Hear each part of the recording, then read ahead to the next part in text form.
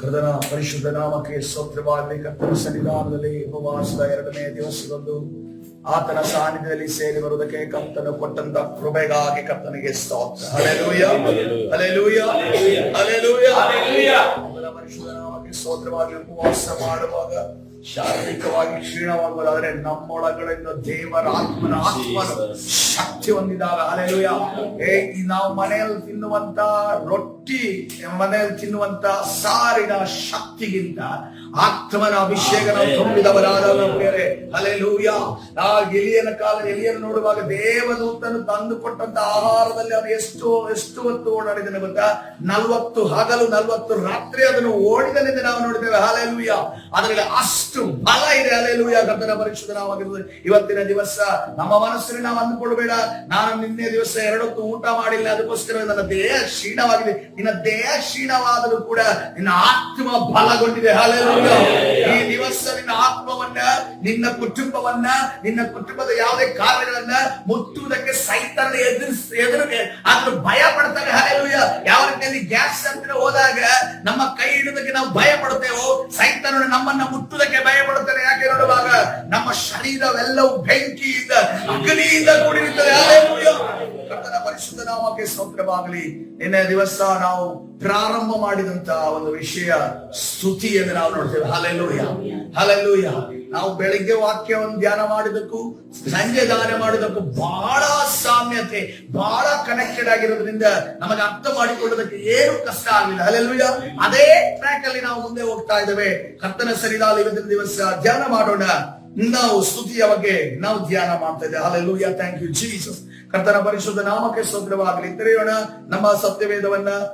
ಆದಿಕಾಂಡ ಪುಸ್ತಕ 29ನೇ ಅಧ್ಯಾಯದ ಪುಸ್ತಕವಾಗಿ ಆದಿಕಾಂಡ 29ನೇ ಅಧ್ಯಾಯಕ್ಕೆ ನಮ್ಮ ಸತ್ಯವೇದವನ್ನ ತಿರುಗಿಸೋಣ. ಹಲ್ಲೆಲೂಯಾ. Thank you Jesus.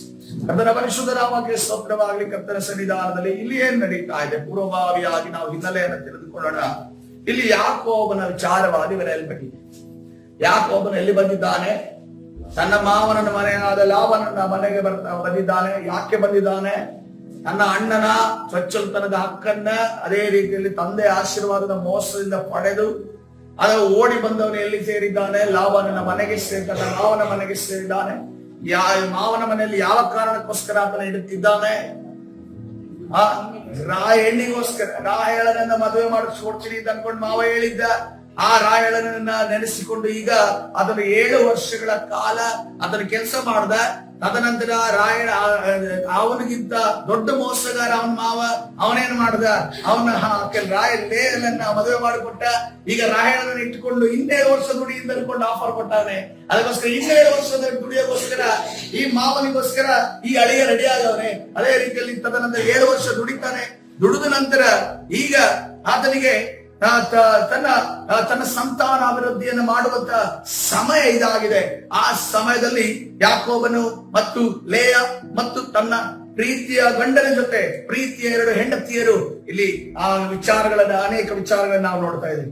ಆದಿಕಾಂಡ 29ನೇ ಅಧ್ಯಾಯ 31ನೇ ವಚನವನ್ನ ನೋಡುವಾಗ ಅಲ್ಲಿ ಪ್ರಾರಂಭದಲ್ಲಿ ನಾವು ಗಮನಿಸಿದ್ದೇವೆ, ಈ ಯಾಕೋಬನಿಗೆ 2 ಹೆಂಡತಿಯರು.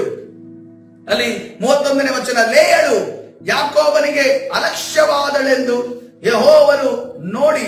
ಅದನ್ನು ಗಮನಿಸ್ತೇವೆ. ಅಲ್ಲಿ ಪದ ನೋಡಿದ್ರೆ ಅಲಕ್ಷ್ಯವಾದವಳು. ಯಾಕೆಂತಂದ್ರೆ ಲೇಯಳನ್ನ ಅದನ್ನು ರಾಹೇಳನನ್ನ ಮದುವೆ. ಯಾಕೆ ರಾಹೇಳನನ್ನ ಮದುವೆ ಆಗ್ತಿದೆ? ಆಕೆ ಒಳ್ಳೆ ಪ್ರಾರ್ಥನೆ ವೀರಳಾಗಿದ್ಲು. ಅದೇ ರೀತಿಯಲ್ಲಿ ಆಕೆ ಬಹಳ ಸೇವೆಯಲ್ಲಿ ಮುಂದಾಗಿದ್ಲು. ಅಬ್ರಹಾಮನ ಒಂದು ಮೊಮ್ಮಗನ ಸೊಸೆ ಆಗೋದಕ್ಕೆ ಬಹಳ ಆತ್ಮಿಕಳಾಗಿದ್ಲು ಅನ್ನೋದಕ್ಕೋಸ್ಕರನ ಅಲ್ಲ, ಸೌಂದರ್ಯವತಿಯಾಗಿದ್ದು ಬಹಳ ಚಂದ ಇದ್ದಂತ ಒಂದು ಹುಡುಗಿಯಾಗಿದೆ. ಅದಕ್ಕೋಸ್ಕರವಾಗಿ ಮಾರೋಗ್ಬಿಟ್ಟು ಅವನೊಂದು ಸಾಧನೆ ಮಾಡಿದ್ದಾನೆ. ಆಕೆಯ ಚಂದವನ್ನು ನೋಡಿ ಅವನ ಮುಂದಿನ ದಿವಸದಲ್ಲಿ ನಾವು ಕಲ್ತ್ಕೊಳ್ಳೋಣ. ಇವತ್ತಿನ ದಿವಸ ಅವಳ ಚಂದವನ್ನ ನೋಡಿ, ಅವಳ ಒಂದು ಸೌಂದರ್ಯವನ್ನ ನೋಡಿ ಮದುವೆ ಆಗೋದಕ್ಕಿಂತ ಬಂದಂತ ಈ ಯಾಕೋಬನಿಗೆ ಏನಾಗಿದೆ? ತನ್ನ ಅಕ್ಕರನ್ನ ಮದುವೆ ಮಾಡಿ ಕೊಟ್ಟಿದ್ದಾರೆ. ಆಕೆ ಏನಂತೆ? ಕಣ್ಣು ಕುರುಡಿಂದ ಬಂದಿಲ್ಲ, ಕಣ್ಣಲ್ಲಿ ಕಾಂತಿ ಇಲ್ಲ ಅಂತೆ. ನೋಡ್ರಿ, ಒಂದು ಮನುಷ್ಯನ ಮುಖ ಚಂದ ಎಲ್ಲಿ ಕಾಣುತ್ತೆ ಅಂತಂದ್ರೆ ಈಗ ಕಣ್ಣಿನ ಮುಖಾಂತರವಾಗಿ ಚಂದ ಕಾಣಾದ್ರೆ ಯಾಕೋಬನಿಗೆ ಯಾವ ಕಣ್ಣನ್ನ ನಿರೀಕ್ಷೆ ಮಾಡಿದ್ನೋ ಆ ಕಣ್ಣಿನ ಕಾಂತಿ ಯಾರಲ್ಲಿ ಇರ್ಲಿಲ್ಲ, ಲೇಯಳಲ್ಲಿ ಇರ್ಲಿಲ್ಲ. ಅದಕ್ಕೋಸ್ಕರವಾಗಿ ಅವನೇನು ಮಾಡಿದ? ಆಕೆಯನ್ನ ಮೂಲೆ ಗುಂಪು ಮಾಡ್ತಾ ಇದ್ದಾನೆ, ಅಲಕ್ಷ್ಯ ಮಾಡ್ತಾ ಇದ್ದಾನೆ. ಇವತ್ತಿನ ದಿವಸ ನಮ್ಮ ಜೀವಿತದಲ್ಲಿ ಕೂಡ ನಮ್ಮ ಸೌಂದರ್ಯವನ್ನ ನೋಡಿ ಬಂದಂತವರು, ನಮ್ಮ ಸೌಂದರ್ಯವನ್ನ ಗಣನೆಗೆ ತರುವವರು, ಅಥವಾ ಈ ಲೌಕಿಕವಾದ ವಸ್ತುಗಳನ್ನ, ಲೌಕಿಕವಾದ ವಿಚಾರಗಳನ್ನ ತೂಕಕ್ಕೆ ಹಾಕುವವರು, ಅಥವಾ ಆ ತೂಕಕ್ಕೆ ಹಾಕುವವರು ನಾವೇ ಆಗಿರ್ಬೋದು. ನಮಗೆ ಆ ವಸ್ತುಗಳನ್ನ, ಆ ವ್ಯಕ್ತಿಗಳನ್ನ ನೋಡಿದಾಗ ಅವರಲ್ಲಿ ಲೌಕಿಕವಾದ ವಿಚಾರದಲ್ಲಿ ಇಲ್ಲ ಅಂತಂದ್ರೆ ನಾವು ಅದನ್ನ ಏನ್ ಮಾಡ್ತೇವೆ? ಮೂಲೆ ಗುಂಪು ಮಾಡ್ತೇವೆ, ಅಥವಾ ನಾವು ಮೂಲೆ ಗುಂಪು ಆಗಿರಬಹುದು. ಆದ್ರೆ ಕರ್ತನು ಇಲ್ಲಿ ನಾವು ನೋಡ್ತಾ ಇದ್ದೇವೆ, ಈ ಅಲಕ್ಷ್ಯವಾದಗಳೆಂದು ಯಾವಾಗ ದೇವರು ಆಕೆಯನ್ನು ನೋಡುತ್ತಾನೋ, ಯೆಹೋವನನ್ನು ನೋಡಿ ಆಕೆಯನ್ನು ಬಸುರಾಗುವಂತೆ ಮಾಡಿದನು. ಹಲ್ಲೆಲೂಯ.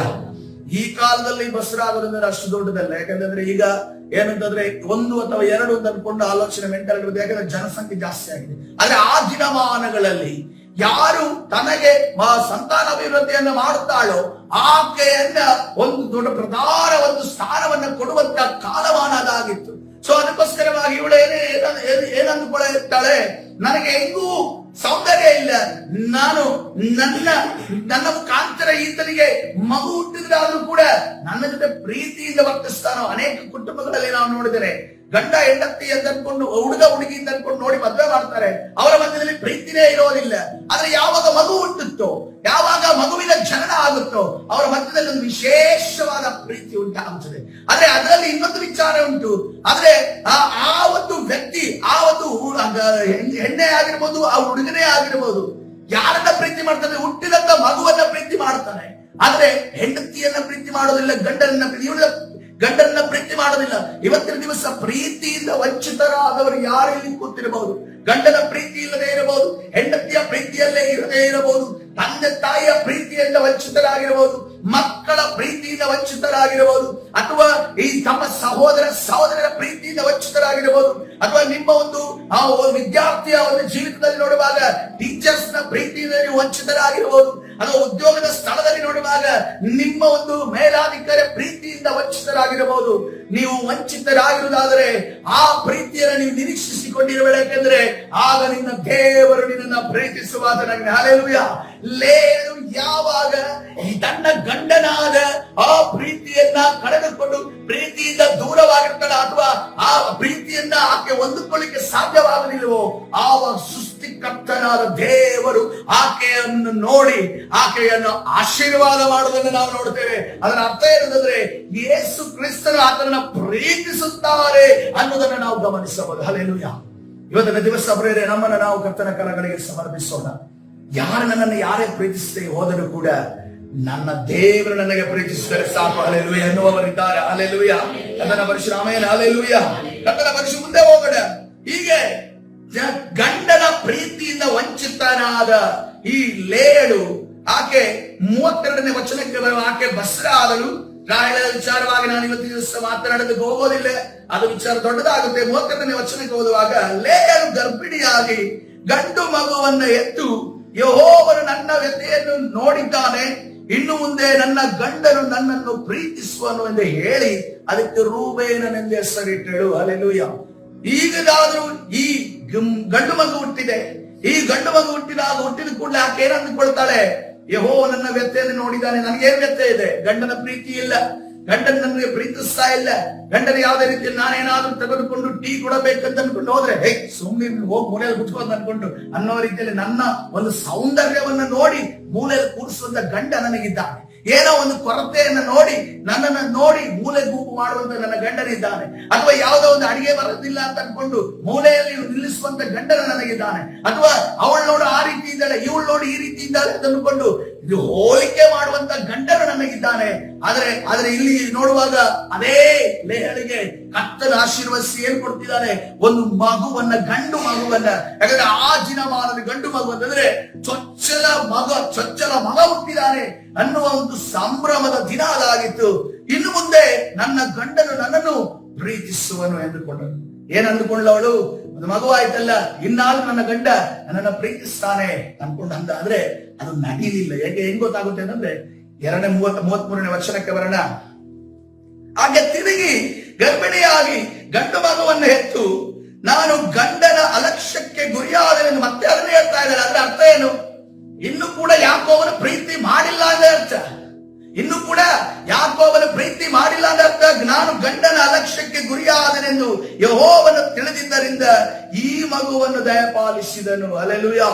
ನಾನು ಆತನ ನೆಗ್ಲೆಕ್ಟ್ಗೆ ಅಥವಾ ಆತನ ಅಲಕ್ಷ್ಯಕ್ಕೆ ನಾನು ಗುರಿಯಾಗಿದ್ದೇನೆ, ಅದಕ್ಕೋಸ್ಕರವಾಗಿ ದೇವರು ಇನ್ನೊಂದು ಮಗುವನ್ನು ನನಗೆ ಕೊಟ್ಟಿದ್ದಾರೆ ಅನ್ನೋದನ್ನ ದೇವರಿಗೆ ಸ್ತೋತ್ರ ಮಾಡ್ತಾ ಇದ್ದಾರೆ. ಹಲ್ಲೆಲೂಯಾ. ನಾವು ಕೂಡ ಅನೇಕ ಬಾರಿ ಏನಂತಂದ್ರೆ ಈ ಮನುಷ್ಯರ ಪ್ರೀತಿಗೋಸ್ಕರ ತವಕ ಬರ್ತೇವೆ. ಮನುಷ್ಯರ ಪ್ರೀತಿಗೋಸ್ಕರ ಅದು ಗಂಡ ಆಗಿರ್ಬೋದು, ಹೆಂಡತಿ ಆಗಿರ್ಬೋದು, ತಂದೆ ತಾಯಿ ಆಗಿರ್ಬೋದು, ಮಕ್ಕಳಾಗಿರ್ಬೋದು, ಅಥವಾ ಒಡ ಹುಟ್ಟಿದವರಾಗಿರ್ಬೋದು, ನಮ್ಮ ಚಿಕ್ಕಪ್ಪ ದೊಡ್ಡಪ್ಪನೇ ಆಗಿರ್ಬೋದು. ಚಿಕ್ಕಪ್ಪ ದೊಡ್ಡಪ್ಪ ನಮ್ಮ ಮನೆಗೆ ಬಂದಾಗ ನಮ್ಮ ಅಣ್ಣನನ್ನ ಅಥವಾ ಯಾರೋ ವ್ಯಕ್ತಿಯನ್ನ ಹೆಚ್ಚಾಗಿ ಪ್ರೀತಿಸೋದಾಗಿರ್ಬೋದು, ನಮ್ಮನ್ನ ಅಲಕ್ಷ್ಯ ಮಾಡೋದಾಗಿರ್ಬೋದು, ಅಥವಾ ನಮ್ಮ ಫ್ರೆಂಡ್ಸ್ ಆಗಿರ್ಬೋದು. ನಾವು ಸೌಂದರ್ಯವಿಲ್ಲದೆ ಕಾರಣ ಅಥವಾ ನಮ್ಮಲ್ಲಿ ಯಾವುದೋ ಟ್ಯಾಲೆಂಟ್ ಇಲ್ಲದೆ ಕಾರಣ ನಮ್ಮನ್ನ ಬದಿಗೆ ಕಾರ್ನರ್ ಮಾಡಿರಬಹುದು. ಇವತ್ತಿನ ದಿವಸ ಆ ಕಾರ್ನರ್ ಹೋಗಿ ಬಿದ್ದಿರುವಂತ ದೇವ ಜನರೇ, ನಿಮ್ಮನ್ನ ದೇವರು ನೋಡ್ತಾ ಇದ್ದಾನೆ. ಹಲ್ಲೆಲೂಯಾ. ನಿಮ್ಮ ಹೃದಯವನ್ನ ದೇವರು ನೋಡ್ತಾ ಇದ್ದಾರೆ. ಈ ದಿನವಾಗಲಿ ಈ ಉಪವಾಸ ಪ್ರಾರ್ಥನೆ ಸಂದರ್ಭದಲ್ಲಿ ನಿಮ್ಮ ಕೈವಾವರೆ ಆ ಪ್ರೀತಿ ಇಲ್ಲದ ಜನಗಳನ್ನ ನೆನೆಸಿಕೊಂಡು ನೋವನ್ನ ಅನುಭವಿಸಬೇಡ್ರಿ. ಯಾಕಂದ್ರೆ ಪ್ರೀತಿಸುವಂತ ದೇವರು ನಮ್ಮ ಮುಂದೆ ಇರುವಾಗ ಅದನ್ನ ನೆನಪಿಸಿಕೊಂಡು ಕೂತುಕೊಳ್ಳುವಂತ ಅವಶ್ಯಕತೆ ಇಲ್ಲ. ಹಲ್ಲೆಲೂಯಾ. ಕರ್ತನ ಪರಿಶುದ್ಧ ನಾಮಕ್ಕೆ ಸ್ತೋತ್ರ. ಇಲ್ಲಿ ಕೂಡ ಲೇಳ ಅಂದುಕೊಳ್ಳುತ್ತಾಳೆ, ನನ್ನ ಗಂಡನನ್ನ ಪ್ರೀತಿಸೋಕೆ ಪ್ರಾರಂಭ ಮಾಡ್ತಾನೆ ಅಂತ ಅಂದುಕೊಂಡ್ರೆ ಏನಾಗಿದೆ ಇಲ್ಲಿ? ಆದ್ರೆ ಅಲ್ಲಿ ಕೂಡ ಪ್ರೀತಿಯನ್ನ ಮಾಡ್ತಾ ಇಲ್ಲ. ಹೇಗ್ ಗೊತ್ತಾಗುತ್ತೆ ನಮಗೆ? 34ನೇ ವಚನಕ್ಕೆ ಬರೋಣ. ಆಕೆಯು ತಿರುಗಿ ಗರ್ಭಧರಿಸಿ ಗಂಡು ಮಗುವನ್ನು ಹೆತ್ತು, ಈಗಲಾದರೂ ನನ್ನ ಗಂಡನು ನಾನು ಒಂದಾಗುವೆ. ಅಂದ್ರೆ ಅರ್ಥ ಏನು? ಇನ್ನು ಒಂದಾಗಿಲ್ಲ ಅಂತಂದ್ರೆ ಇಬ್ರು ಶಾರೀರಿಕವಾಗಿ ಒಂದಾಗೋದ್ರ ಬಗ್ಗೆ ಅಲ್ಲಿ ಮಾತಾಡ್ತಾ ಇಲ್ಲ. ಮಾನಸಿಕವಾಗಿ ಪ್ರೀತಿಯಲ್ಲಿ ಒಂದು ಬೆಸೆಯುವುದರ ವಿಚಾರವಾಗಲಿ ಲೇಳ ಮಾತಾಡ್ತಾ ಇದೆ. ಇನ್ನೂ ಕೂಡ ಒಂದಾಗಿಲ್ಲ ಅಂತ ಹೇಳ್ತಾ. ಅದಕ್ಕೆ ಹೇಳ್ತಾರೆ ನನ್ನ ಗಂಡನು ನಾನು ಒಂದಾಗುವೆವು. ಅವನಿಗೆ 3 ಮಂದಿ ಗಂಡು ಮಕ್ಕಳನ್ನು ಎತ್ತಿದ್ದೇನಲ್ಲ. 3 ಮಕ್ಕಳು ಗಂಡು ಮಕ್ಕಳನ್ನೇ ಎತ್ತಿಕೊಟ್ಟಂತ ಈ ತಾಯಿಗೆ, ಈ ಹೆಂಡತಿಗೆ ಪ್ರೀತಿ ಕೊಡದಂತ ಒಬ್ಬ ಗಂಡ, ಈ ಒಂದು ಪ್ರೀತಿಯಿಂದ ವಂಚಿತನಾದ ಗಂಡ, ಮತ್ತೆ ಪ್ರೀತಿಯಿಂದ ವಂಚಿತದ ಹೆಂಡತಿ ನಾವು ನೋಡ್ತಾ ಇದ್ದೇವೆ. ಇವತ್ತಿನ ದಿವಸ ನಾವು ಕೂಡ ನಮ್ಮನ್ನು ಕೂಡ ನಮ್ಮ ಕರ್ತನ ಕರಗಳಿಗೆ ಒಪ್ಪಿಸೋಣ. ಎಷ್ಟು ಪ್ರೀತಿ ಮಾಡಿದ್ರು, ಎಷ್ಟು ಒಳ್ಳೆಯದು ಮಾಡಿದ್ರು, ಅವರಿಂದ ನಮಗೆ ಅನೇಕ ನೆಗೆಟಿವ್ಗಳೇ ಸಿಗುವಂತ ಸಂದರ್ಭದಲ್ಲಿ ನೆಗೆಟಿವ್ಗಳೇ ಸಿಗುವಂತ ಸಮಯದಲ್ಲಿ ಈ ರೀತಿಯ ಮಾತುಗಳು ನಮ್ಮ ಹೃದಯಗಳು ಕೂಡ ಬಂದಿರಬಹುದು. ನಾವು ಈ ಸಾರಿ ಆದ್ರೂ ಏನಾದ್ರೂ ಈ ಮನುಷ್ಯನ ಹೃದಯದಲ್ಲಿ ಏನಾದ್ರೂ ಒಂದು ಕಾರ್ಯ ಆಗುತ್ತೆ ಅಂತ ಅನ್ಕೊಂಡು ನಿರೀಕ್ಷಿಸ್ತಿರಬಹುದು. ಇಲ್ಲಿ ನಾವು ನೋಡ್ತಾ ಇದ್ದೇವೆ, ದೇವರ ವಾಕ್ಯ ಹೇಳುತ್ತೆ, ಮನುಷ್ಯರನ್ನ ನಿರೀಕ್ಷಿಸುವವನು, ಮನುಷ್ಯನ ಮೇಲೆ ಭರವಸೆ ಇಟ್ಟವನು ಯಾರಾಗಿದ್ದಾನೆ? ಶಾಪಗ್ರಸ್ತನಾಗಿ. ಹಲ್ಲೆಲೂಯಾ. ಒಂದನ್ನು ತಿಳಿದುಕೊಂಡಿರಬೇಕು, ಮನುಷ್ಯನ ಮೇಲೆ ಭರವಸೆ ಇಡೋದಾದ್ರೆ ನೀನು ಶಾಪಗ್ರಸ್ತನಾಗಿದೆ. ಆಟೋಮೆಟಿಕಲಿ ನೀನು ಶಾಪವನ್ನು ಹೊಂದಿಕೊಳ್ಳ. ಅದಕ್ಕೋಸ್ಕರವಾಗಿ ಇವತ್ತಿನ ದಿವಸ ಮನುಷ್ಯನ ಪ್ರೀತಿಯನ್ನು ನಿರೀಕ್ಷಿಸದೆ ನಾವೇನ್ ಮಾಡ್ಬೇಕಾಗಿದೆ? ಇಲ್ಲಿ ಈಗ ಲೇಳಿಗೆ ಈ ಒಂದು ಜ್ಞಾನ ಬರ್ತಾ ಇದೆ. ಯಾವ ಜ್ಞಾನ ಎಂದು ನೋಡುವಾಗ 35ನೇ ವಚನದಲ್ಲಿ, ಆಕೆಯು ತಿರುಗಿ ಗರ್ಭಿಣಿಯಾಗಿ ಗಂಡು ಮಗುವನ್ನು ಹೆತ್ತು, ಈಗ ಯೆಹೋವನಿಗೆ ಉಪಕಾರ ಸ್ತುತಿಯನ್ನ ಮಾಡುವೆನು. ಹಲ್ಲೆಲೂಯಾ.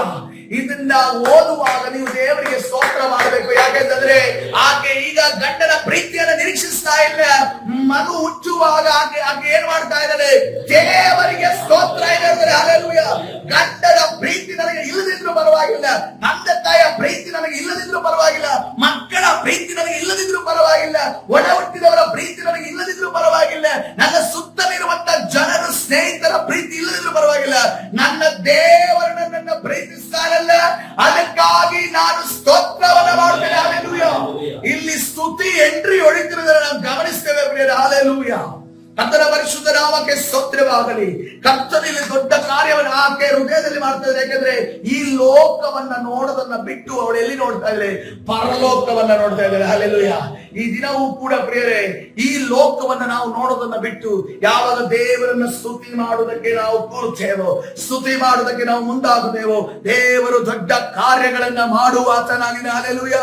ಬಿಡುಗಡೆಗಳನ್ನ ನಮಗೆ ಕೊಡುವಾತನಾಗಿದ್ದಾನೆ. ಅದಕ್ಕೋಸ್ಕರ ಇನ್ನೇ ದಿವಸದಿಂದ ನಾವು ಏನ್ ಕಲಿತಾ ಇದ್ದೇವೆ? ನಾವು ಸ್ತುತಿ ಮಾಡಬೇಕು. ಹಲ್ಲೆಲೂಯಾ. ಸ್ತೋತ್ರಗಳನ್ನ ಮಾಡಬೇಕು, ದೇವರಿಗೆ ಮಹಿಮೆಯನ್ನ ಸಲ್ಲಿಸಬೇಕು. ಹಲ್ಲೆಲೂಯಾ. ಅದಕ್ಕೋಸ್ಕರವಾಗಿ ಏನ್ ಹೆಸರು ಇಡ್ತಾರೆ? ಯೆಹೂದ ಎನ್ನುವಂತ ಹೆಸರನ್ನಲ್ಲಿ ಹಿಡಿದನ್ನು ನಾವು ಗಮನಿಸ್ತೇವೆ. ಯೆಹೂದ ಅಂದ್ರೆ ಏನೆಂದು ನೋಡುವಾಗ ಸ್ತುತಿ, ಸ್ತೋತ್ರ ಎಂದು ನಾವು. ಹಲ್ಲೆಲೂಯಾ. ಕರ್ತನ ಪರಿಶುದ್ಧ ನಾಮಕ್ಕೆ ಸ್ತೋತ್ರವಾಗಲಿ. ಒಂದು ಮಗು ಆಯ್ತು, 2 ಮಗು ಆಯ್ತು, 3 ಮಗು ಆದರೂ ಕೂಡ ಗಂಡನ ಪ್ರೀತಿಯನ್ನು ನೋಡದಿರುವ ಲೇಯಾ ಡಿಸೈಡ್ ಮಾಡ್ತಾಳೆ, ನನಗೆ ಯಾರ ಪ್ರೀತಿ ಇಲ್ಲದಿದ್ರೂ ಪರವಾಗಿಲ್ಲ, ನನ್ನನ್ನ ಉಂಟು ಮಾಡಿರುವಂತ ದೇವರ ಪ್ರೀತಿ ನನಗೆ ದೊರಕಿದರೆ ಸಾಕು, ನನ್ನ ಜೀವ ಮಾನವೇ ಅದು ಪಾವನವಾಗುತ್ತದೆ. ಅದಕ್ಕೋಸ್ಕರವಾಗಿ ಆಕೆ ತನಗೆ ಹುಟ್ಟಿದ ಕೂಡಲೇ, ಮಗು ಹುಟ್ಟಿದ ಕೂಡ ಆದ್ರೆ ಹೇಳ್ತಾ ಇದ್ದಾಳೆ, ನಾನು ದೇವರಿಗೆ ಉಪಕಾರ ಸ್ತುತಿಯನ್ನು ಮಾಡುತ್ತೇನೆ, ನಾನು ಸ್ತೋತ್ರವನ್ನು ಮಾಡುತ್ತೇನೆ. ಈ ಸಮಯದಲ್ಲಿ ಇಲ್ಲಿ ಕೂತಿರುವಂತ ಪ್ರತಿಯೊಬ್ಬರು ಕೂಡ ನಾವು ಬಾಯನ್ನ ತೆರೆಯೋಣ, ಕರ್ತನಿಗೆ ನಾವು ಸ್ತೋತ್ರವನ್ನು ಮಾಡೋಣ, ಕರ್ತನಿಗೆ ಮಹಿಮೆಯನ್ನು ಸಲ್ಲಿಸೋಣ.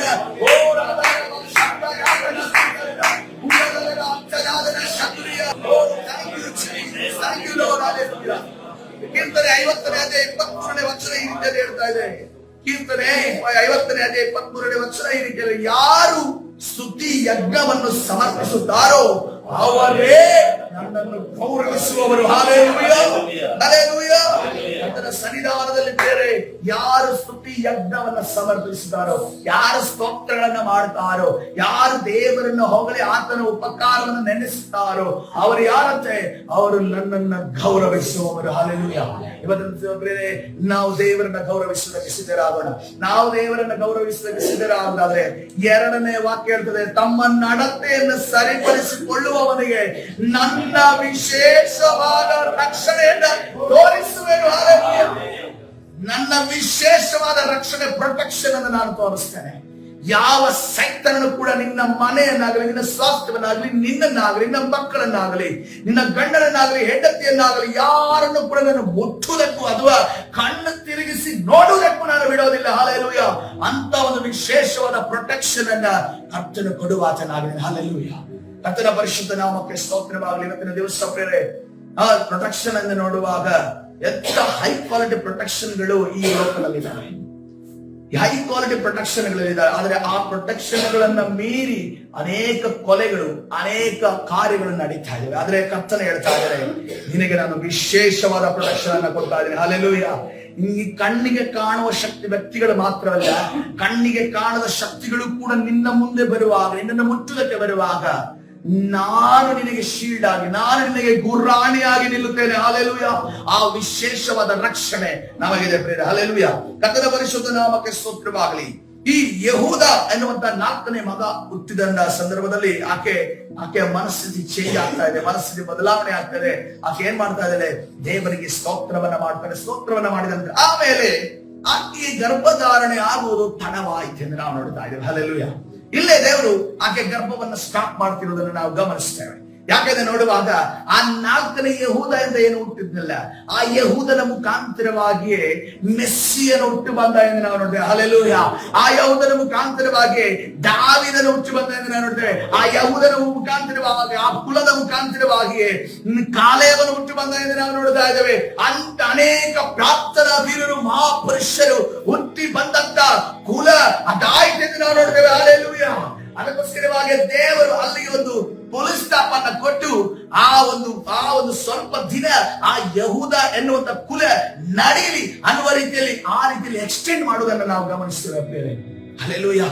ಇವತ್ತಿನ ದಿವಸ ನಮ್ಮ ಕರ್ತನಾದ ಯೇಸು ಯಾವ ಕುಲದಿಂದ ಜನಿಸಿದ್ರೆ, ಸ್ತುತಿ ಮಾಡುವಂತ ಕುಲದಿಂದ ಆತನ ಜನಿಸಿ ಬಂದಿದ್ದಾರೆ. ಇವತ್ತಿನ ದಿವಸ ನಾವು ಕೂಡ ಕರ್ತನ ಸನ್ನಿಧಾನದ ಆತನನ್ನ ಸ್ತುತಿ ಮಾಡೋದಾದ್ರೆ ಅಸಾಧ್ಯವಾದ ಕಾರ್ಯಗಳು ಬೇರೆ. ಕಣ್ಣಿನಲ್ಲಿ ನೀವು ನೋಡೋದಕ್ಕಿಂತ ಸಾಧ್ಯನ ಅನ್ನುವ ರೀತಿಯಲ್ಲಿ ಹೇಳುವ ರೀತಿಯಲ್ಲಿ ಕರ್ತನ ಅದ್ಭುತಗಳನ್ನ ಮಾಡಲು ಶಕ್ತನಾದ ದೇವರು. ತದನಂತರ ನಾವು ಈ ಯೆಹೂದನ ಆಶೀರ್ವಾದವನ್ನು ಜಸ್ಟ್ ಮುಟ್ಟಿ ಇವತ್ತಿನ ದಿವಸ ನಾಳೆಗೆ ಹೋಗೋಣ. ಆದಿಕಾಂಡ 49ನೇ ಅಧ್ಯಾಯ 8ನೇ ವಚನವನ್ನು ನೋಡುವಾಗ, ಆದಿಕಾಂಡ ಅಧ್ಯಾಯ 49ನೇ ಅಧ್ಯಾಯ 8ನೇ ವಚನ, ಇಲ್ಲಿ ಯಾಕೋಬನು ಬ್ಲೆಸ್ಸಿಂಗ್ ಗಿಂತ ಅದರಲ್ಲಿ ಬರೆಯಲ್ಪಟ್ಟಿದೆ ನೋಡಿ, ಹೆಡ್ಡಿಂಗ್ ಅಲ್ಲಿ ಏನ್ ಬರೆಯಲ್ಪಟ್ಟಿದೆ?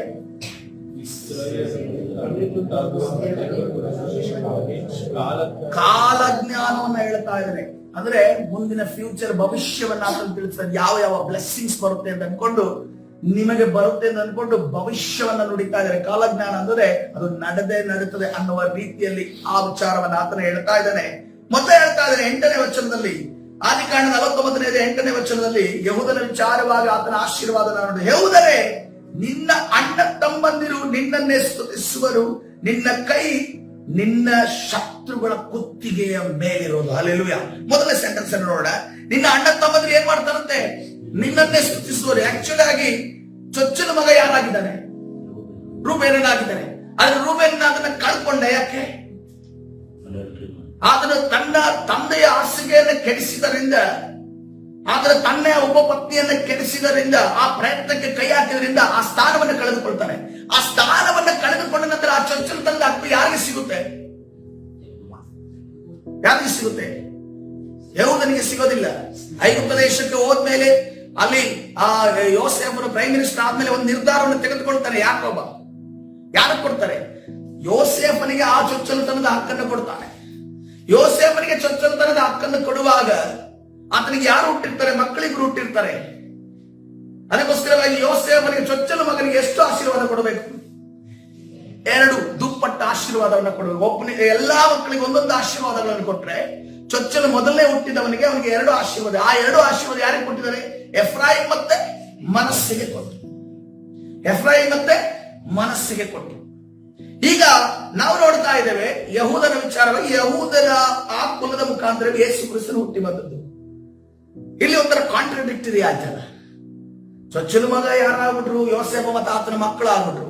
ನಾವನ್ಸುವ ಪ್ರಕಾರವಾಗಿ ಯಾರೋ ಒಂದು ಕುಲದಿಂದ ಆತನ ಹುಟ್ಟಬೇಕಿತ್ತು ಯೇಸು ಕ್ರಿಸ್ತನು. ಯೋಸೇಫನ ಕುಲದಿಂದಲೋ, ಮನಸ್ಸೆ ಕುಲದಿಂದಲೋ, ಎಫ್ರೈಮ್ ಕುಲದಿಂದಲೋ. ಯಾಕಂದ್ರೆ ಚೊಚ್ಚಲುತನ ಮೊದಲ ಪ್ರಥಮ ಫಲ ಆಗೋರಿಗೆ ಯಾವ ರೀತಿಯಲ್ಲಿ ಅವರಾಗಿದ್ದಾರೋ ಅದೇ ರೀತಿಯಲ್ಲಿ ಯೇಸು ಕ್ರಿಸ್ತನು ಆಗ್ತಾನಲ್ಲ.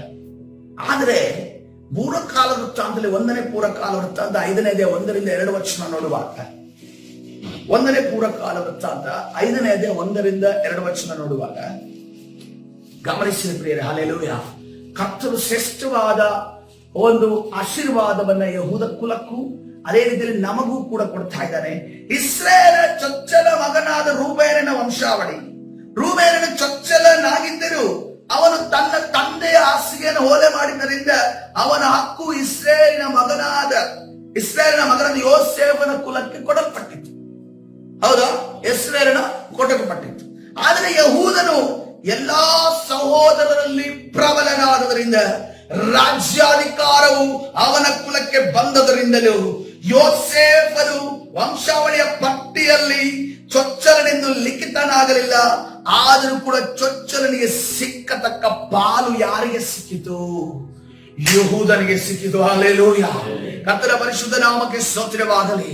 ಯಾಕಂತಂದ್ರೆ ಅಲ್ಲೆಲ್ಲ ಹುಟ್ಟುವಂತ ಸಂದರ್ಭದಲ್ಲಿ ಅವಳು ಮನುಷ್ಯರನ್ನ ನೋಡಿದಂತ ಮನುಷ್ಯರನ್ನ ಗಮನಿಸಿಕೊಂಡು ಹುಟ್ಟಿದವಳು. ಆದ್ರೆ 4ನೇ ಮಗ ಹುಟ್ಟಿದಾಗ ಯಾರಿಗೆ? ದೇವರಿಗೆ ಸ್ತೋತ್ರ ಮಾಡುತ್ತಿದ್ದಾಳೆ.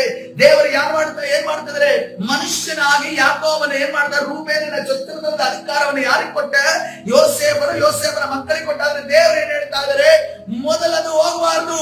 ಆ ಸಮೃದ್ಧಿ ಆಗಿರ್ಲಿ, ಪ್ರಾಸ್ಪರಿಟಿ ಆಗಲಿ ಮುಂದೆ ಹೋಗೋ ಅವಶ್ಯಕತೆ ಇಲ್ಲ. ಯಾವ್ದು ಮುಂದೆ ಹೋಗ್ಬೇಕು? ಸ್ತುತಿ ಮುಂದೆ ಹೋಗ್ಬೇಕು. ಹಲ್ಲೆಲೂಯಾ. ಯಾವಾಗ ಸ್ತುತಿ ಮುಂದೆ ಹೋಗ್ತದೆ ಅದರ ಹಿಂದೆ ಎಲ್ಲವೂ ಬರುವಂತದಾಗಿದೆ. ಹಲ್ಲೆಲೂಯಾ. ಕರ್ತನ ಪರಿಶುದ್ಧ ನಾಮಕ್ಕೆ ಸ್ತೋತ್ರವಾಗಲಿ. ಇವತ್ತಿನ ದಿವಸ ನಮ್ಮ ಜೀವನದಲ್ಲಿ ಸ್ತುತಿ ನಾವು ಮುಂದೆ ತೆಗೆದುಕೊಂಡು ಹೋಗೋದಾದ್ರೆ ದೇವರು ದೊಡ್ಡ ಕಾರ್ಯವನ್ನ ಈ ಉಪವಾಸ ಪ್ರಾರ್ಥನೆಯಲ್ಲಿ 2 ದಿವಸಗಳಲ್ಲಿ ಕರ್ತನು ಮಾಡುವಾತನಾಗಿದೆ. ಹಲ್ಲೆಲೂಯಾ. ಅದೇ ರೀತಿಯಲ್ಲಿ ಯಹೂದನಿಗೆ ಇನ್ನೊಂದು ಆಶೀರ್ವಾದ ಇದೆ ನೋಡ್ರಿ. ಇದು ಬಹಳ ಗಮನಿಸಬೇಕಾದ ವಿಷಯ. ಕರ್ತನ ಈ ಒಂದು ದಿನಮಾನದಲ್ಲಿ ಶತ್ರು ನಮ್ಮ ವಿರುದ್ಧವಾಗಿ ಆಕ್ರಮಣ ಮಾಡೋದಕ್ಕೆ ನಿಂತಿದ್ದಾನೆ. ರೋಗದ ಮುಖಾಂತರವಾಗಿ, ಆಕ್ಸಿಡೆಂಟ್ಸ್ ಮುಖಾಂತರವಾಗಿ, ಆತ್ಮಹತ್ಯೆ ಸ್ಪಿರಿಟ್ ಮುಖಾಂತರವಾಗಿ, ಅನೇಕ ಅಂಧಕಾರ ಶಕ್ತಿಗಳು, ದೆವ್ವಗಳ ಮುಖಾಂತರವೇ ನಮ್ಮನ್ನ ಎದುರಿಸೋದಕ್ಕೆ ಅಂತ ನಿಂತಿದ್ದಾನೆ. ಆದ್ರೆ ನಮಗೆ ಕೊಟ್ಟಿರುವಂತ ಬಲ ಏನು ಗೊತ್ತೇ? ಈ ಯಹೂದನಿಗೆ ಕರ್ತನು ಹೇಳ್ತಾ ಇದ್ದಾರೆ ಯಾಕೋಬನ ಮುಖಾಂತರವಾಗಿ, ನಿನ್ನ ಕೈ ನಿನ್ನ ಶತ್ರುವಿನ ಕುತ್ತಿಗೆಯ ಮೇಲಿರುವುದು. ಹಲ್ಲೆಲೂಯಾ. ಇವತ್ತಿನ ದಿವಸ ನಮ್ಮ ಕೈ ಯಾರ ಮೇಲಿದೆ? ನಮ್ಮ ಶತ್ರು ಯಾರು? ಸೈತಾನನ ಕುತ್ತಿಗೆ ಮೇಲೆ. ಹಲ್ಲೆಲೂಯಾ. ನಾವು ಸ್ತುತಿ ಮಾಡುವಾಗ ನಮ್ಮ ಕರಗಳು ನಮ್ಮ ಸೈತಾನನ ಕುತ್ತಿಗೆ ಹಿಡಿದುಕೊಂಡು ನಾವು ಕೆಳಗಡೆ ದಬಿಸಿ ಯೇಸುವಿನ ನಾಮದಲ್ಲಿ ಅದನ್ನು ತುಳಿಯುವವರಾಗಿದ್ದೇವೆ. ಕರ್ತನ ಪರಿಶುದ್ಧ ನಾಮಕ್ಕೆ ಸ್ತೋತ್ರವಾಗಲಿ. ಕರ್ತನ ಸನ್ನಿಧಾನದಲ್ಲಿ ಇವತ್ತಿನ ದಿವಸ ನಾವು ಬಲಗೊಳ್ಳಬೇಕಾಗಿ, ನಾವು ಬಲಹೀನರಾಗಿ ಪ್ರಾರ್ಥನೆ ಮಾಡಬಾರದು. ನಾವು ಸಂಶಯ ಉಳ್ಳವರಾಗಿ ಸ್ತುತಿ ಮಾಡಬಾರದು.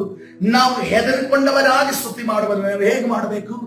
ಸೈತಾನನ ಎಲ್ಲ ಕಾರ್ಯಗಳನ್ನ ಮುರಿಯುವವರಾಗಿ ಧೈರ್ಯವುಳ್ಳವರು. ಯಾಕಂದ್ರೆ ತಿಮೋತಿಗೆ ಪೌಲನೇ ಹೇಳ್ತಾ ಇದ್ದಾರೆ, 2ನೇ ತಿಮೋತಿ 1ನೇ ಅಧ್ಯಾಯ 7ನೇ ವಚನದಲ್ಲಿ ಈ ರೀತಿಯಲ್ಲಿ ಹೇಳ್ತಾ ಇದ್ದಾರೆ, ದೇವರು ತಿಮೋಥೆಯನೇ, ನಿನಗೆ ಕೊಟ್ಟಿರುವ ಆತ್ಮ ಯಾರೋ ಒಂದು ಮುಂದೆ ಬಂದ್ರು ಸುವಾರ್ತೆ ಹೇಳೋದಕ್ಕೆ ಅಡ್ಡಿಪಡಿಸುವುದರಿಂದ ತಂದುಕೊಂಡು ಹಿಂದೆ ಓಡುವಂತೆ ಕೊಟ್ಟಿರುವಂತಹ ಆತ್ಮವಲ್ಲ. ನಿನಗೆ ಕೊಟ್ಟಿರುವ ಆತ್ಮ ಯಾವುದು? ದೇವರು ನಮಗೆ ಕೊಟ್ಟಿರುವ ಆತ್ಮವು ಬಲ, ಪ್ರೀತಿ, ಶಿಕ್ಷಣಗಳ ಆತ್ಮವೇ ಹೊರತು ಹಿಂದೆ ತಿರುಗಿ ಓಡುವಂತ ಪುಕ್ಕಲತನ ಇರುವಂತ ಹೇಳಿತನದ ಆತ್ಮವಲ್ಲ. ಹಲ್ಲೆಲೂಯಾ. ಧೈರ್ಯವಾಗಿ ನಿಂತು ಎಲ್ಲಾ ಶೋಧನೆಗಳನ್ನ ಎದುರಿಸುವಂತ ಆತ್ಮವಾಗಿದೆ. ಹಲ್ಲೆಲೂಯಾ. ರೀಸೆಂಟ್ಲಿ ನಾನು ಒಂದು ಪುಸ್ತಕವನ್ನು ಓದಿದೆ. ಅಲ್ಲಿ ಶೋಧನೆಯನ್ನು ಎದುರಿಸುವ 3 ಮಟ್ಟಗಳನ್ನು ತೋರಿಸ್ತಾರೆ. ಏನು 3 ಮಟ್ಟ ಅಂತಂದ್ರೆ, ಯೇಸು ಕ್ರಿಸ್ತನನ್ನ ಹಿಂಬಾಲಿಸುವುದಾದ್ರೆ ನಮಗೆ ಶೋಧನೆ ಇದ್ದೇ ಇರುತ್ತದೆ. ಈ ಒಂದು ಮೆಂಟಾಲಿಟಿಯಲ್ಲಿ ಹೋಗೋದು ಇದು ಮೊದಲನೆಯ ಮಟ್ಟ. ಎರಡನೇದಾಗಿ ಯೇಸು ಕ್ರಿಸ್ತನನ್ನ ಹಿಂಬಾಲಿಸಿಕೊಂಡು ಹೋದ್ರೆ ಶೋಧನೆಗಳು ಬಂದೇ ಬರ್ತವೆ, ನಾವು ಸಿದ್ಧವಾಗಿರಬೇಕು. ಇದು ಎರಡನೇ ಮಟ್ಟ. ಮೂರನೇ ಮಟ್ಟ ಯಾವುದೆಂದು ನೋಡುವಾಗ, ಯೇಸು ಕ್ರಿಸ್ತನ ನಿಮಿತ್ತವಾಗಿ ನಮಗೆ ಬರುವಂತ ಶೋಧನೆಗಳು ಬಂದಾಗ ಸಂತೋಷವಾಗಿರಬೇಕು. ಇದು ಮೂರನೇ ಮಟ್ಟ ಆಗಿದೆ. ಹಲ್ಲೆಲೂಯಾ. ಆ ಪುಸ್ತಕದಲ್ಲಿ ಲೇಖಕರು ಬರೀತಾರೆ, ನೀವು ಶೋಧನೆಯನ್ನು ಎಷ್ಟು ದೂರ ತಳ್ಳುತ್ತೀರೋ, ಎಷ್ಟು ನನಗೆ ಬೇಡ ಬೇಡ ಕಷ್ಟಗಳು ಬೇಡ ಬೇಡ ಅನ್ನುತ್ತೀರೋ, ಅಲ್ಲಿ ತನಕ ಪ್ರತಿ ಸಾರಿ ಶೋಧನೆ ಬಂದುವಾಗಲೂ ಕೂಡ ನೀನು ಟೆನ್ಷನ್ ಆಗ್ತೀಯ. ಪ್ರತಿ ಸಾರಿ ಕೂಡ ನೀನು ಭಯಭೀತಿ ಆಗ್ತೀಯ. ಸೈತಾನನ ವಿಚಾರಗಳು ನಿನಗೆ ಭಯ ಪಡಿಸ್ತವೆ.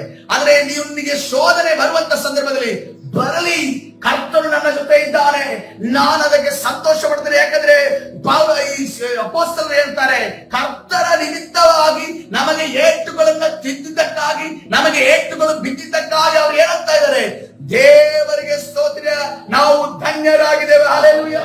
ನಮಗೇನು ಏಟು ಬಿದ್ದಿದ್ದಲ್ಲ, ಏಟು ಬಿದ್ದಿಲ್ವಲ್ಲ, ನಮಗೆ ಬರುವಂತ ಅನೇಕ ಕಷ್ಟಗಳನ್ನ ನಾವು ಸಂತೋಷವಾಗಿ ದೇವರ ಬಲದಿಂದ ಎದುರಿಸುವಾಗ ಕರ್ತನು ನಮ್ಮ ಜೀವಿತದಲ್ಲಿ ದೊಡ್ಡ ಕಾರ್ಯಗಳನ್ನ ಮಾಡುದು. ನೋಡ್ರಿ, ಮಿಲಿಟರಿ ಅವರು ಸೇರ್ಕೊಂಡ ನಂತರ ಅವನಿಗೆ ಗೊತ್ತೇ ಇದೆ, ಒಂದಲ್ಲ ಒಂದು ಯುದ್ಧ ಬರುತ್ತೆ.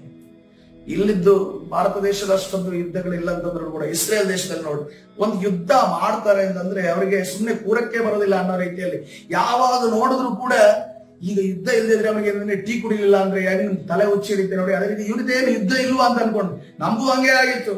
ಈಗ ಅಲ್ಲಿ ಯುದ್ಧ ನಡೀತಿಲ್ವಾ, ಇನ್ನು ನೋಡೋದಕ್ಕೆ ಏನು ಇಲ್ವಲ್ಲ ಅಂತ ಅನ್ಕೊಂಡು ಆಗಿತ್ತು. ಟಿವಿಯಲ್ಲಿ ಹಾಕೊಂಡು ನೋಡ್ತಾ ಇದ್ವಿ, ಯುದ್ಧ ಏನು ನಡೀತಾ ಇಲ್ವಾ ಅಂತ ಅನ್ಕೊಂಡು. ಆ ರೀತಿಯಲ್ಲಿ ನೋಡ್ರಿ, ನಾವು ಕೂಡ ಕ್ರಿಸ್ತಿಯ ಸೈನಿಕರಾಗಿದ್ದೇವೆ. ಸೈನಿಕರಾಗಿ ಇಳಿದ ನಂತರ, ರೈಫಲ್ ಹಿಡಿದ ನಂತರ, ಎಲ್ಲ ಗನ್ನುಗಳೆಲ್ಲ ಕೊಟ್ಟ ನಂತರ, ಟ್ರೈನಿಂಗ್ ಕೊಟ್ಟ ನಂತರ, ಗ್ರನೇಡ್ ಕೈಯಲ್ಲಿ ಕೊಟ್ಟ ನಂತರ ಯುದ್ಧ ಮಾಡಲಿಲ್ಲ ಅಂದ್ರೆ ಇಟ್ಕೊಂಡು ಏನ್ ಪ್ರಯೋಜನ? ಅದಕ್ಕೋಸ್ಕರವಾಗಿ ಯುದ್ಧ ಬಂದೇ ಬರುತ್ತೆ. ಹಲ್ಲೆಲೂಯಾ. ಶೋಧನೆಗಳು ಬಂದೇ ಬರ್ತವೆ. ನಾವು ಎಲ್ಲಿಯ ತನಕ ನಾವು ಶೋಧನೆಯನ್ನು ಎದುರಿಸೋದಕ್ಕೆ ಸಿದ್ಧವಾಗುವುದಿಲ್ಲೋ, ಸೈತಾನನು ನಮ್ಮ ಬಲಹೀನತೆಯನ್ನು ಹಿಡಿದುಕೊಂಡು ಹೊಡೆಯುತ್ತಾನೆ, ನಮ್ಮನ್ನ ಕುಗ್ಗಿಸ್ತಾನೆ. ಆದ್ರೆ ಇವತ್ತಿನ ದಿವಸದ ನಾವು ಸಿದ್ಧರಾಗೋಣ. ಏನೇ ಶೋಧನೆ ಬಂದರೂ ಕೂಡ, ಏನೇ ಹೋರಾಟಗಳು ಬಂದರೂ ಕೂಡ, ನನ್ನ ಯೇಸು ನನ್ನ ಜೊತೆ ಇರ್ತಾನೆ. ಹಲ್ಲೆಲೂಯಾ. ನಾನು ಯಾವಾಗ ಸ್ತುತಿ ಮಾಡಿಕೊಂಡು ಮುಂದೆ ಹೋಗುತ್ತೇನೋ, ಓ ಜಯವನ್ನ ಕರ್ತನು ನಮಗೆ ಕೊಡುತ್ತಾನೆ. ಆವಾಗ ಶತ್ರುವಿನ ಕುತ್ತಿಗೆಯ ಮೇಲೆ ನನ್ನ ಕೈ ಇರ್ತದೆ. ಹಲ್ಲೆಲೂಯಾ. ಅವರನ್ನ ಬಗ್ಗಿಸಿ ನನ್ನ ಕಾಲ ಕೆಳಗಡೆ ಹಾಕಿ ಯೇಸುವಿನ ನಾಮದಲ್ಲಿ ನಾನು ತುಳಿಯುವವನಾಗಿದ್ದೇನೆ. ಹಲ್ಲೆಲೂಯಾ. ಈ ಉಪವಾಸ ಪ್ರಾರ್ಥನೆ ನಮ್ಮನ್ನ ಯುದ್ಧಕ್ಕೆ ಸಿದ್ಧ ಮಾಡುವುದಾಗಲಿ ಪ್ರಿಯರೇ, ಶೋಧನೆಯ ಸಮಯದಲ್ಲಿ ಸಿದ್ಧ ಮಾಡುವುದಾಗಲಿ, ಶೋಧನೆಯನ್ನು ಸಂತೋಷವಾಗಿ ಸ್ವೀಕರಿಸುವಾಗೆ ಯಾಕಂದ್ರೆ ನಮಗೆ ರಿಸಲ್ಟ್ ಗೊತ್ತಲ್ಲ